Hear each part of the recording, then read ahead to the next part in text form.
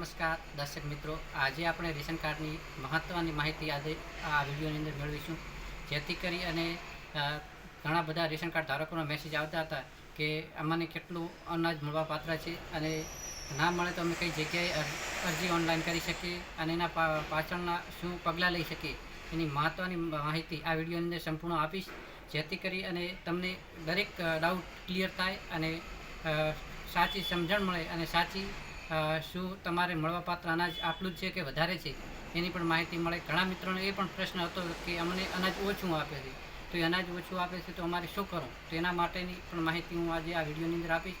જો તમે અમારી યુટ્યુબ ચેનલ ઉપર નવા હો તો ચેનલને સબસ્ક્રાઈબ કરજો, લાઇક કરજો અને વોટ્સએપ ગ્રુપમાં શેર કરવા ના ભૂલતા. અને જો ઇન્સ્ટાગ્રામમાં જોઈ રહ્યા હોય તો અમારી આઈડીને ફોલો કરજો, જેથી કરી અને જો કોઈ પણ નવી માહિતી અમે આપશું તો તમારા સુધી પહોંચી શકે. તો ચાલો આપણે વિડીયોની શરૂઆત કરીએ.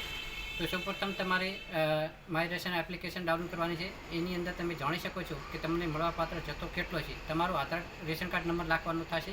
રેશન કાર્ડ નંબર નાખી અને તમે લોગિન થઈ જશો એટલે તમને જે ડિસ્પ્લે ઉપર દેખાઈ રહ્યો એ પ્રમાણે એક એપ્લિકેશનનો જે ટૂલ દેખાશે એની અંદર તમને વચ્ચે જોવા મળશે મળવાપાત્ર જથ્થો. એની અંદર તમે તમારો રેશન કાર્ડ નંબર નાખશો એટલે તમને જે બધું બતાવવામાં આવશે, તમને કેટલા ચોખા મળશે, કેટલા ઘઉં મળશે અને દાળ અને ચણા તમારા કંટ્રોલની અંદર જથ્થાની અંદર છે કે નથી અને તમને મળવાપાત્ર છે કે નથી એ તમને બતાવવામાં આવશે. તો ચાલો આપણે વાત કરીએ એપીએલ કાર્ડની પહેલી. તો એપીએલ કાર્ડની અંદર એવું હોય છે કે જેટલા નોમ છે તમારા રેશન કાર્ડની અંદર એમને 5 કિલો અનાજ મળે છે વ્યક્તિ દીઠ. એટલે 2 કિલો ઘઉં અને 3 કિલો ચોખા, એમ કુલ 5 કિલો. એટલે એવી રીતે મળવાનું પાત્ર હોય છે અનાજ.